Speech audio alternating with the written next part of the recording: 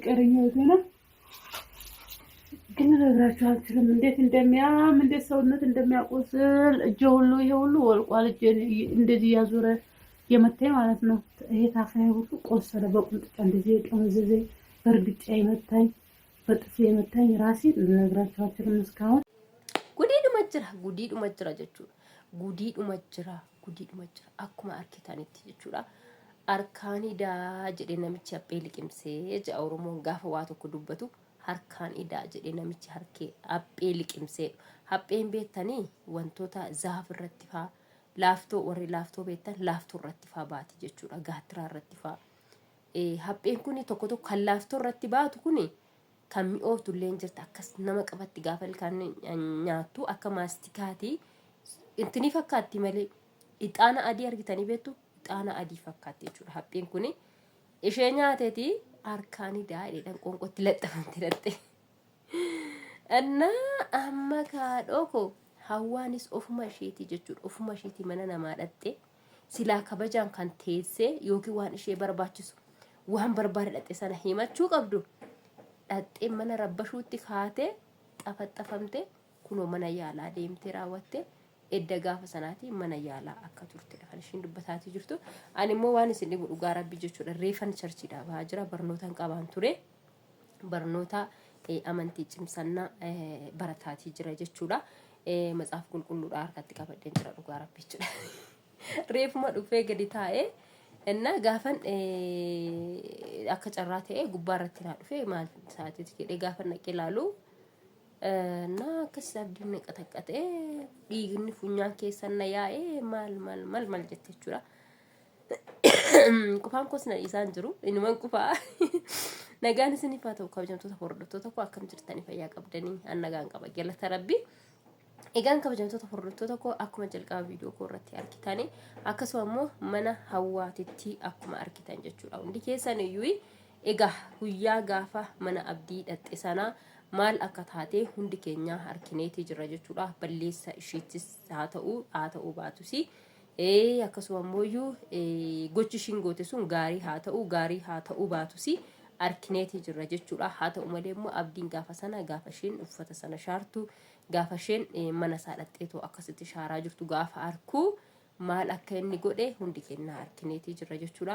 Haa ta'u malee sababa sanarraan kan ka'e miidhamee tananii kulaalitiin kollee na dhukkubee akkasuma maal ta'e jettee mana yaalaa dhaqee amma kun aga ammaatitti aga gulukoosii yookiin marfee dhiiga godhattaatiin jira jettee harka ishee irratti marfee godhatteetii jirti jechuudha. Akkasuma gaafan achi bahu kaballaa inni garana garasitti juujumnatti godhe sanarraan kan ka'e dhiigni funyaan keessan na yaa'aa ture. Kana duras gurra koona kabalee aga ammaatitti wanti sun nan dhiisne ture. Ammas immoo deebisee raawwatee fuula koo muluu na kabalee asifachi na rurrukutee girgiddaatti na rurrukutee sababa sanarraan kan ka'e dhiigni koo na yaa'aa ture funyaan koo keessanii sababa sanaan hiriyyaan kan koo fuutee mana yaalaa na geessitee. Egaa amma mana yaalatti yaalamee gaafan mana yaalaa dhaqu egaa wantoota baay'ee naan jedhanii dhiboota isaan naan jedhan kana keessaa tokkollee hin qabun ture fayyaa nagaan qabaan ture garuu sababa kanarraan kan ka'e dhukkubsattuu ta'e dhibamtuu ta'e jechaatee jiru kan ishiin jechaatee jirtu. Egaa harkaan daa'idhi namichi haphee liqimsee kanan isiniin jedhe sun maaliif isinitti fakkaate abdiin mana ishee dhagee ishee reebne sababa biraatiif ishee barbaadee ishee reebne dhimma biraa ishee irraa qabaatee miti. Waan tokko immoo ishee irraa qabaatee miti. Sini galee ofii isiitii mana saadhattee ofii isiitii mana saadhattee mana isaa dhaquurraan dabartee mana isaa shaanxaa uffanni isaas keessaa jiraatu. Uffanni nama biraas keessaa jiraatu. Shaanxaa sana keessa wanti biraas haa jiraachuus baatu. Shaanxaa kana ofii ishiitii dhattee shaanxaa namaa fuutee mana namaa dhattee bakka namni mana hin jirretti namni tokko mana siseessisee erga manaa ba'ee kabajaa fi ulfinaan teessee hanga namni sun deebi'ee sitti dhufutti teessee eeguu qabda moo waan mana keessa jiru sana kaatee raawwattee mana sana shaartee waan mana sana keessa jiru fuudhuu qabda. Balleessi matuma kee irra jira. Waan dhaxxeef sana yaa abdii waan akkanaati fan dhufe waan akkana na gargaaruu dandeessa. Akkana gargaartu. Odoo jettee raawwattee teessee abdii faana haasoftee waan jiru isa waliin haasoftee jiraatte furmaata tokko argachuu dandeessaa turte jechuudha.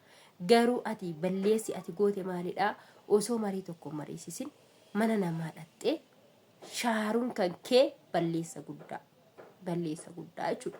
Manni namaa kabaja qaba. Mana namaa gaafa dhaqxu ati makaan kan kee kabaja ofiif godhuu qabda jechuudha. Ati kabaja ofiif godhuu qabda. Yoo ati seeraan teessee waan dhadheef sana himattee wanti kee ati dhadheef suni furmaata itti sii harkatuu baatee dubbattee kaateeti malee waan sana irraa haxxaarraachuu dandeessu yookiin immoo irraa hubachuu dandeessu lafa duwwaarratti mana namaa seentee shaartee uffata namaa shaartee meeshaa namaa shaartee waan barbaadde sana argachuu hin dandeessu. Ani mana abdiitii miti jechuudha. Mana abdiitii miti.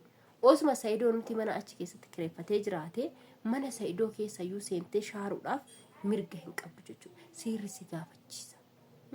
Waan barbaadde sana teessee raawwattee nama sana waliin haasoftee yoo si danda'ame nama sana wajjin furmaata argachuu dandeessa malee mana nama sanaa shaartee akka hattuutti qabamtaa jechuudha. Inniyyuu aga namaa yaadu. Agam akka nama sammuu qabu osoo beektee jechuudha. Osoo nama biraa ta'ee akka mana na hatuu dhufte waan akkana mana keessaa na fudhattee baate jedhee raawwatee seeraan si gaafachiisu kana quba qabaadhu jechuudha. Ammas immoo gadi baatee abdiitu na dabaddabee abdiitu na reebee reebicha abdiin na reebee nan dhibamee jettee dubbatta taanaan hanga namsee keessi baasuttiin siin ga'a. Ammayyuu sinniisu sirreeba naan jechaati kan inni jiru. Ammas jedheen jira isatu na reebee saba inni na reebee man dhibame reebicha isaati nan dhibame maal la godha maal fidaa jetteeti jechuudha. Kana tamma dubbataatii jirtu soo balleessi kan keeti jechuudha. Balleessi kan keeti. Gaafa mana isaa dhatte sana osoo seeraan teessee raawwattee yaa abdii waan akkanaa rakkadhiinsi bira dhufe. Akkuma ati arkiteeyyuu kunoo osoon ani hin beekin intala nama akkanani waamu na taasisee ana kunoo waan hin taane keessa na galcheetii jira. Sabaan ani intala sana waameef intala sanarraa paaspoortii ishii fudhatee intalittiin immoo anaan na qabattee jirti jettee odoo teessee isa haasofsiifattee jiraatte furmaata tokko argachuu dandeessa. Yookiin hiriyyaa isaati Saidoo waan ta'eef sii kadhatuu danda'atu jechuudha. Garuu ofii keetiin dhattee raawwattee jalqabarraa kaastee hanga dhumaatitti ofii keetiin dhattee raawwattee sansalata cimaa keessa of gashite jechuudha. Sansalata keessa of gashite. Isuma dhugaa dhukkubsataa jirtas qoricha fudhataa jirtas dhiiga fudhataa jirtas yoo taate kana hunda keessayyuu kan of gashuu danda'e eenyu si mataa keeti jechuudha. Si mataa keettu kana hunda keessayyuu of gashuu danda'e jechuudha. So kanaafiyyuu amma furmaan nati qabdu tokkollee hin jiru. Callistee taa'u qofoo ta'e malee. Ammas immoo salaamin bilbila narraa kaasaa hin jirtu. Bilbilli ishee waama garuu ishee narraa kaasaa hin jirtu jettee jirta jechuudha. Egaa salaamin kun kan intala isheedhaa jedhee tanaan biyya ormaa deemaa jira. Isheedhaaf waa hunda murteessuudhaafan isheedhaaf waan tokko haxxaarra'uudhaafan biyya kana dhufe. Jettee isheedhaa jettee gara Yamanii deemteeyyuu Sumayyaa irraayyuu bilbila kaasaa hin jirtu. Si'iin immoo jechuudha. Si'iin immoo si'iin nama dabarsee kenneefi bilbila narraa kaastettee eegaa jirtaa silfi. Tokkoffaa ati mataan keetu Sumayyaa irraa bilbila kaasaa kan jirre Sumayyaan dubbataatii turte. Egaa yookiin immoo dhukkubsattee mana yaalaa jirtaa sababa sanaan ta'uu dandeessa jechuudha. Salaamiinis immoo amma maal qabattee akka ishiin dhuftu hin beeknu jechuudha. Amma kaa hawwaanii egaa rakkina kana keessan ture.